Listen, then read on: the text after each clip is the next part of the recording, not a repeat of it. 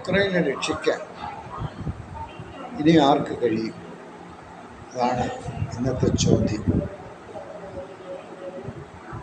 ഉക്രൈന് സഹായമായി തീർന്നത് അമേരിക്കയായിരുന്നു. നാറ്റോ രാജ്യങ്ങൾ അവർ ഒന്നിച്ച് നിന്നുകൊണ്ട് ഉക്രൈനെ സഹായിച്ചു. അവർക്ക് ആവശ്യമായ എല്ലാ ആയുധങ്ങളും ഉക്രൈൻ എത്തിച്ചു കൊടുത്തു. ആ ആയുധം കൊണ്ട് ശക്തമായ പോരാട്ടമാണ് ഉക്രൈൻ നടത്തിക്കൊണ്ടിരുന്നത്. ശരിയായ രീതിയിൽ ഉക്രൈൻ തിരിച്ചടിച്ചു എന്ന് വേണം നമുക്ക് പറയാൻ. നമുക്കറിയാം, യുദ്ധം തുടങ്ങിയ കാലഘട്ടം നമുക്കറിയാം. അന്ന് റഷ്യൻ പട്ടാളം അവിടെ വലയിൽ പോയി വീഴുകയായിരുന്നു. അങ്ങനെ 10,000-കണക്കിന് റഷ്യൻ പട്ടാളമാണ് അവിടെ മരിച്ചു വീണത്. അതുപോലെ തന്നെ അവരുടെ വാഹനങ്ങൾ എല്ലാം തകർത്ത് തരിപ്പണമാക്കി ഉക്രൈൻ. അങ്ങനെ ഉക്രൈന് വേണ്ട സഹായങ്ങളെല്ലാം പണവും അമേരിക്ക കൊടുത്ത് സഹായിച്ചു. പക്ഷേ ഇപ്പോൾ ഉക്രൈൻ്റെ അവസ്ഥ എന്താണ് എന്ന് നമുക്കെല്ലാവർക്കും അറിയാം.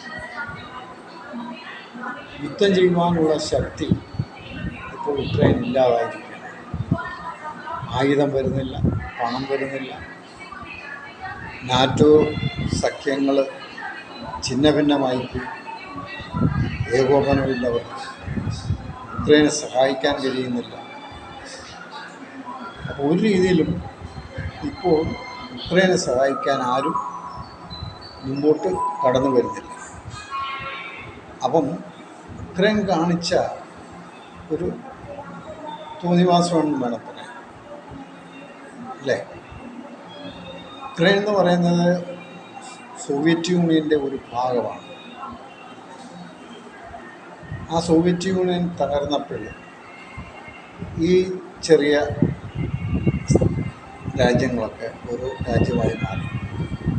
അപ്പോൾ റഷ്യയാണിപ്പം സോവിയറ്റ് യൂണിയന് പകരമായി റഷ്യയാണ് ഇപ്പം നമ്മൾ അറിയപ്പെടുന്നത്. ആ റഷ്യയാണ് ആ രാജ്യം പിടിച്ചെടുക്കണം. ഉക്രൈൻ എന്ന് പറയുന്ന ആ രാജ്യത്തെ സ്വന്തമാക്കണം റഷ്യയ്ക്ക്. കാരണം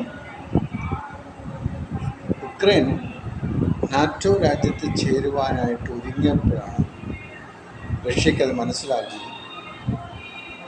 റഷ്യ അവരുമായിട്ട് സൈനിക നടപടിക്ക് ഒരുങ്ങുകയും ചെയ്തത്. അപ്പോൾ യുക്രൈൻ ഇതുവരെയും നാറ്റോയിൽ ചേർത്തിട്ടില്ല.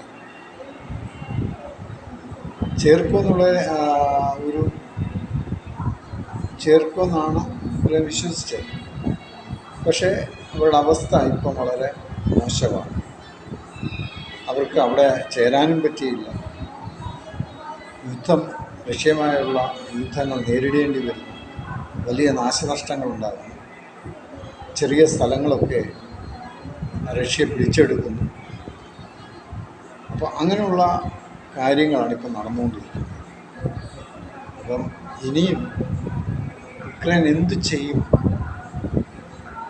എന്നാണിപ്പോൾ അവരുടെ ചിന്ത. കാര്യം അമേരിക്ക കൈവിട്ടു. ഇനിയിപ്പം സൈനികമായി ആയുധങ്ങൾ കൊടുത്ത് സഹായിക്കാൻ ഇപ്പോൾ നാറ്റോയ്ക്ക് ശക്തിയില്ല. അവരും ഈ പറഞ്ഞ പോലെ പെരുവഴിയിലായിരിക്കുകയാണ്. അപ്പം റഷ്യയുമായിട്ട് ഇനി യുദ്ധം ചെയ്ത് പിടിച്ചു നിൽക്കുവാൻ ഇവർക്ക് കഴിയത്തില്ല എന്നാണ് എനിക്ക് പറയാൻ കഴിയുന്നത്.